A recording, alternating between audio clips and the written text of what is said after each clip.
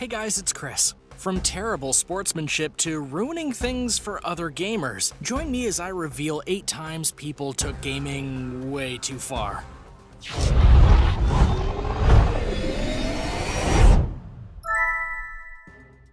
Number 8. Game of leaks.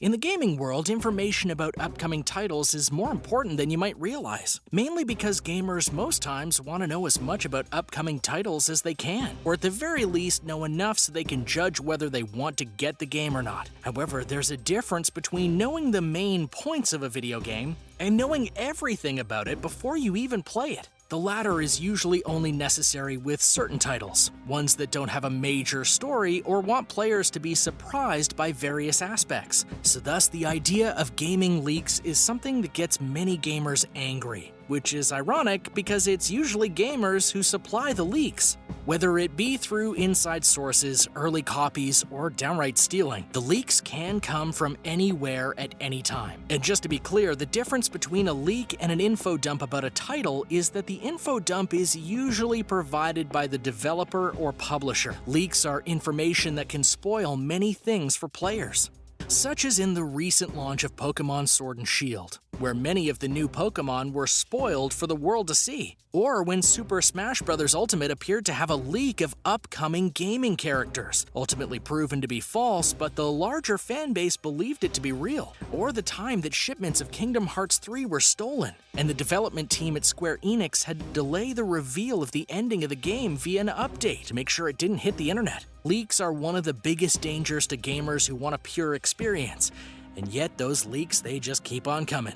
Number 7. The cheaters. In real life or virtual life, the desire to win is paramount for most people. And in the gaming world, winning gives you a boost of confidence that your skills in this particular title are adequate enough to potentially continue winning. For many gaming genres, from fighting games to first and third-person shooters, the online component of games is to push yourself against other online players in order to see where you stack up on the leaderboards. Most gamers work hard and refine their skills to get up those boards, and while others just cheat, which ticks off gamers in every way that matters.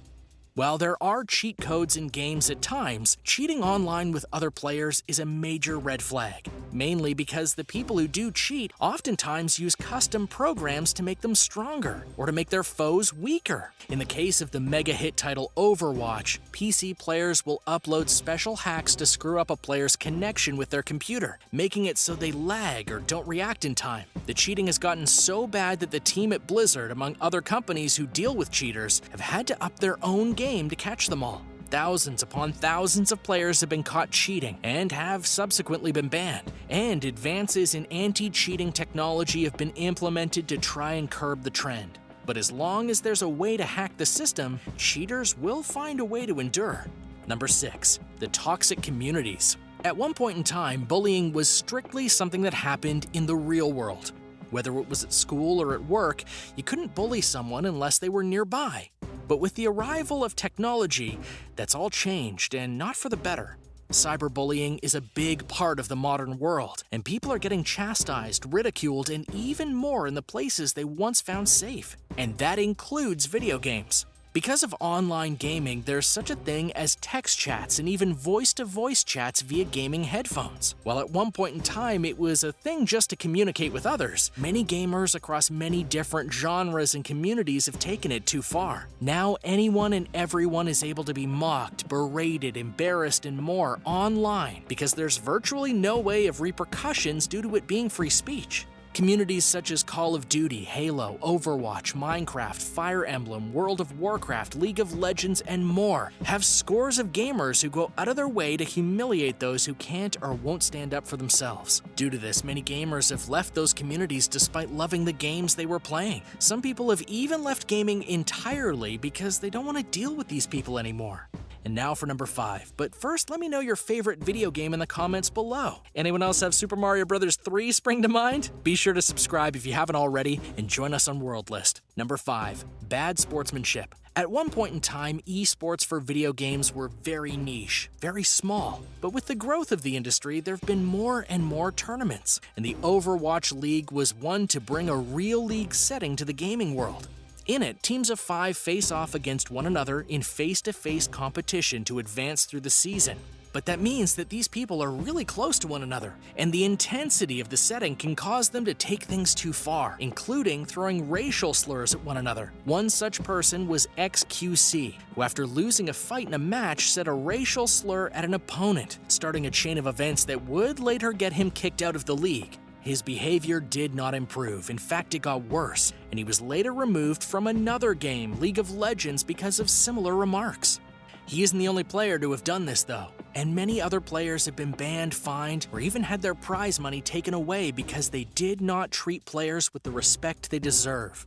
Blizzard and other organizations that run these events emphasize that the fair treatment of players is paramount for them, and they will punish any who treat others in such a disrespectful way. Number 4. The use of bots. There are many games out there, such as MMORPGs, that require a large investment of time in order to make your character stronger, or to get the materials you need in order to make the right tool or weapons. Part of the fun of the genre is to put the time in and watch yourself grow. But there are many gamers who are impatient and thus decide to cheat in a roundabout way. Mainly, they'll employ a computer bot to control their character and do their tasks and work in order to get what they need without having to invest hours upon hours of their daily lives to do it. As noted by the rules of many MMORPGs and games in general, bots aren't allowed, as they can both ruin the game for others and are seen as an illegal means of getting items that were intended to be earned the old-fashioned way. Many players have had their accounts suspended because of bots. Others have been banned permanently for it. In the case of Fortnite, one professional player used a bot for better aiming and is now permanently banned from the title. Bots do endure, but more attention has been brought to them, so how long they'll be able to last for players depends on the games and who's watching over them. Number 3. Playing too much. At first, this may seem like an odd topic because the idea of playing video games too much seems weird in an objective sense. After all, we play games to escape real life. But we know that when real life comes knocking, we need to answer. Unless you're a Russian man playing Fallout 4, who basically had his life ruined because he played the game too much. Yeah, this is a real thing. A man from Russia got Fallout 4, which was a highly anticipated title when it was released in 2015, and apparently got so addicted to it that he played it non-stop for weeks. 3 weeks, in fact. This led to his job firing him as he would play it instead of coming to work. And then his wife left him because he would rather play the game than pay attention to her. He blamed developer Bethesda for this and decided to sue them for $500,000. If I knew that this game could have become so addictive, I would have become a lot more wary of it, he said in a statement. I would not have bought it, or I would have left it until I was on holiday or until the New Year holidays. Nothing came of the case because you can't really make an argument that a game being so addictive led to the decisions that ruined your life. Number 2. Marrying a game system and character AI. Now, there are all kinds of video games out there, including a plethora of dating sims, where you play a character or play as yourself, and try to woo a female or male character that is programmed into the game. One time, though, a player took this really far and actually fell in love with the AI character known as Nene Anegasaki, released only in Japan. The man, who only refers to himself as Sal9000 online, not only fell in love with the character, he professed his love for her at a technology festival and had a fake wedding with a real minister who made sure everyone knew it was a fake ceremony. And then apparently he flew to Guam to get officially married to her and the Nintendo DS she was on. He would later go to parade around with her and show off pictures of them shopping, eating together, and more. Whether you think this is too far might just depend on how you view video games. This likely is the first ever wedding for a real person and a video game character. Number 1. Suing video game companies for false advertising. There is a bond of trust that is meant to be between video game players and the video game developers. Mainly in that the developers want the gamers to buy the games, and the gamers trust that developers will make the best games possible. Obviously, this doesn't happen all the time. Bugs, glitches, errors, they're all natural in the gaming process. But sometimes gamers go too far in their displeasure with certain games, like when Douglas Ladore sued Sony for false advertising over their title Resistance Shadowfall. So what was the false advertising, you ask? That of lying about the graphical quality of the game. Sony advertised that the game would be in 1080p in both single-player and multiplayer modes and run at 60 frames per second. In other words, it would look like a very polished and refined title. But when he got the game, he found out it was only 960 by 1080, with not as high a frames per second. So technically, he did have a case against Sony. The case did go to trial, but was dismissed with prejudice by the judge. Thanks for watching. Which of these were you shocked the most about when it came to the gaming communities? Can you believe how toxic things get when gamers take things too far? Do you know of any other major thing that gamers have done that isn't right? Let me know in the comments below. Be sure to subscribe to World List, and I'll see you next time.